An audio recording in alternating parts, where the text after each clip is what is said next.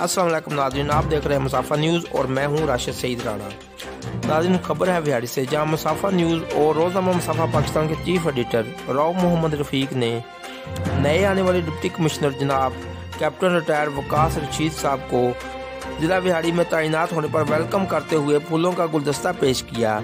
राव मोहम्मद रफ़ीक के साथ नुमाइंदगान रोज़नामा मुसाफा और मुसाफा न्यूज़ रिपोर्टर भी मौजूद थे, जिनमें आबद फरीद नायज, राव मोहम्मद सद्दीक, राव इफ्तिखार, अली साबर, राव तौसीफ, राशिद सईद राणा और मुस्लिम लीग बिहाड़ी का सदर खान इमरान और बुंदे खान भी मौजूद थे।